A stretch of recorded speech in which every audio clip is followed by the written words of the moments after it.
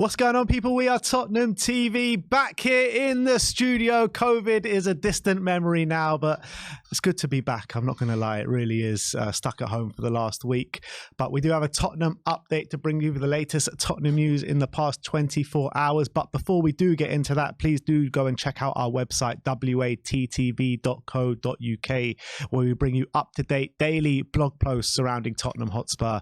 And also, you've got brand new merchandise on there as well. Actually just gone up over the last couple of days as well, so please do go and check that out. But let's go into the Tottenham update, and it's that time of the month again. It's the player and the manager nominees. Let's start off with player of the month nominees. You've got Julian Alvarez, 2 goals, 2 assists. Jarrod Bowen, 3 goals, 0 assists. Pedro Neto, 1 goal, 3 assists. Mohamed Salah with 2 goals, 2 assists. Heung-min Son with 6 goals, 0 assists. Kieran Trippier with 0 goals, 4 assists. And Ollie Watkins with 4 goals and 2 assists. The players leading the goal contributions are Tottenham's Heung-min Son and Ollie Watkins of Aston Villa, getting 6 goal contributions each.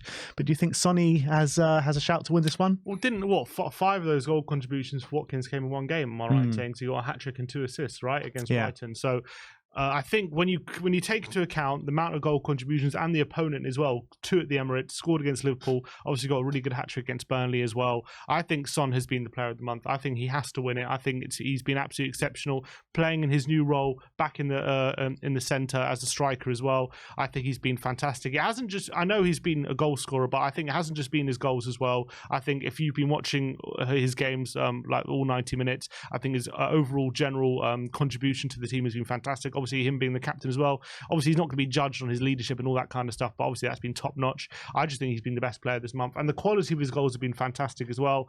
I just think when you take in the opponent and the amount, it has to be Sonny.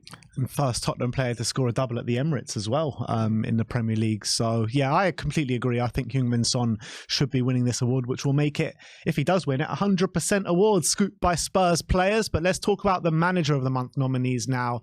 And obviously big Ange Postecoglou is back up. Can he make it to manager of the month out of 2? Obviously he had 3 wins and 1 draw.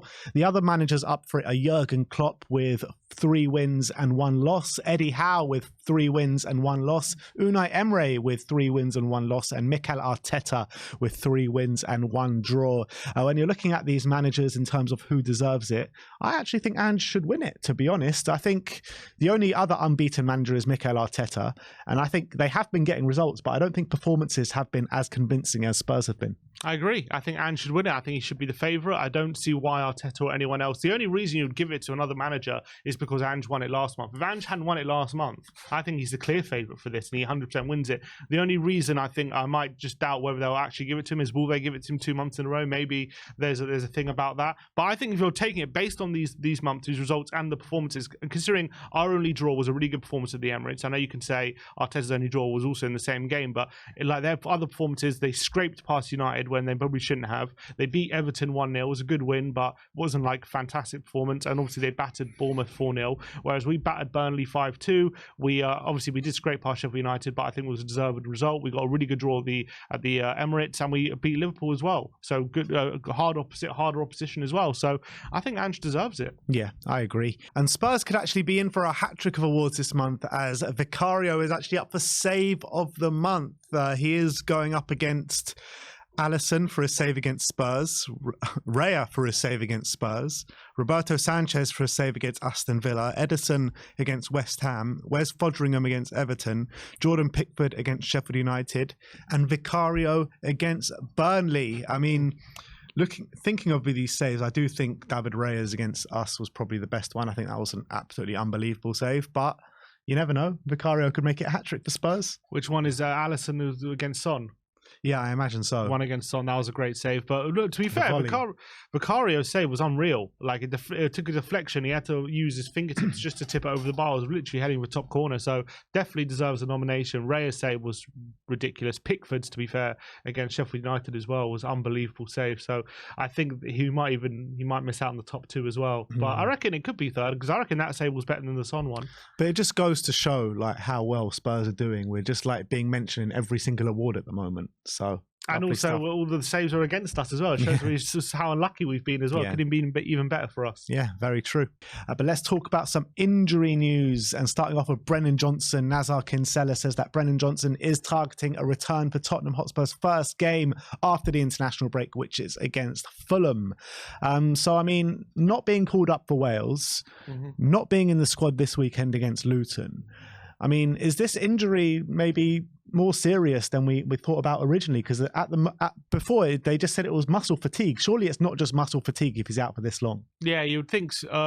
Well, they said it was like a tightness of his hamstring, and maybe they just don't want to take the risk of it turning into something worse. And maybe he's still feeling a bit of tightness, which is a bit frustrating considering that he hasn't suffered a major injury. But I think it's right to kind of just be safe than sorry, because how many times have we had these kind of situations and we play the player and he exacerbates the injury and then he's all of a sudden out for longer, maybe a month or so. So the fact that he's not being called up for internationals is positive. I just think they're playing it safe, in my opinion. And I think we've got the players to do it. We could play with Charlotte on the left, Son and Kulusevski. That should be a good enough front three to play against Luton. So if there's any sort of risk at all, I think it's the right decision. Yeah. All right. Let's talk about Rodrigo Bentancur now, because he is returning to action fairly soon, as Charlie Eccleshare reports that Bentancur has stepped up his rehabilitation over the last few weeks and has taken part in warm-up exercise with the rest of his teammates.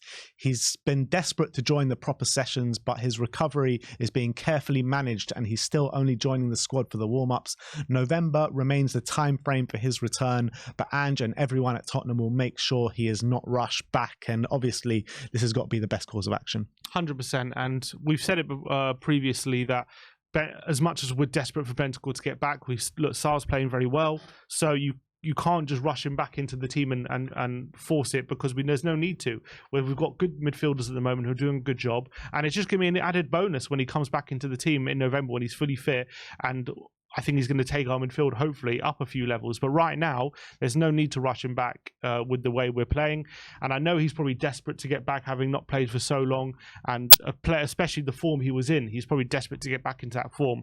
But it's definitely the right thing to do. We know with those kind of injuries, it's very hard to know when to bring a player back into the fold. And if you bring him back too early, there's a lot of risk of him recurring that injury, or there's other issues as well, because he hasn't played for so long. Could be muscle issues and things like that. So you want to put him in the best position to get back to his best when he's back on the pitch. So I think you just got to bide your time with him, and he's probably the one pushing to come back earlier, but he's obviously going to be doing that in his position. So you got to just follow the medical advice and take your time. Yeah, exactly. And the more time they do take, and the more careful that they are, the quicker we'll get back a top class and a most informed Rodrigo Bentancur as well. So I cannot wait till he comes back, because I just think what a player he is. And to add that to the midfield we've got already, with what they're showing already, I think it can only be good things. Next up, let's talk about Bryan Hill and Giovanni Lo Celso, actually, as Charlie Eccleshare says that the expectation is that Bryan Hill will be on the bench for the game against Luton, and Lo Celso has not returned to full team training as of yet, but he is said to be coming back very soon. But we've heard that one before. Yeah, I don't understand what's going on, because we were told a few weeks ago he was back in training, and all of a sudden now he's back out again. So I'm not 100% sure what is going on. It's the same old story all over again, isn't it? It's classic Gio. So let's hope that. I don't know what to hope for, because like I say, let's hope he's back and then he can get injured again. But I would love for him to be part of the squad, because I do think he's a good player and he showed in pre-season what he can do. But it's just the same problem rearing its ugly head with Lo Celso. So he can't stay fit for love nor money, and it's very, very frustrating. So let's just hope after the international break that changes. But obviously he's not going to be involved against Luton. Bryan Hill, I'm very happy that he's going to be on the bench involved, because we're going to need him, because with Solomon injury, with Perisic out, we're going to need numbers in the wide areas just to provide an option for us. And we know that Bryan Hill, potentially under Ange Postecoglou in a more attacking system, that might suit him a lot more. And I'm excited to see what Bryan Hill can do under Ange Postecoglou. So I hope he gets some minutes on Saturday if we can afford it. Yeah, and I feel like against like potential Luton low block as well, with the trickery and the ball playing ability that he does have, I think he could provide a really good option for us.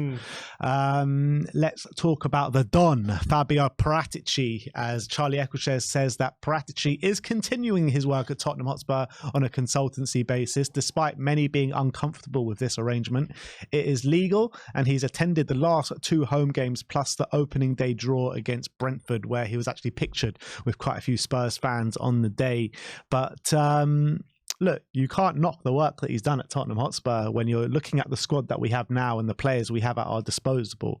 A lot of it is down to him, and many thanks to him. When you're looking at the kind of emergence of Pape Matar Sarr, especially, you know, a lot of guys were saying, well, who is this Pape Matar Sarr? We haven't seen him.